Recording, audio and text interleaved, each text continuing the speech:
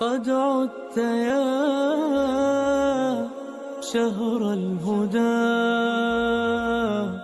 يا رحمة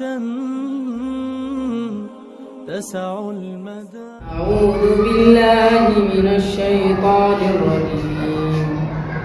يا أيها الذين آمنوا كتب عليكم الصيام كما كتب على الذين من قبلكم لعلكم تتقون. اللهم لك الحمد أن بلغتنا رمضان، فأعنا فيه على الصيام والقيام وغض البصر وحفظ اللسان وتلاوة القرآن. سؤال الحلقة: كيف يكون غض البصر؟ للإجابة على الأرقام التالية: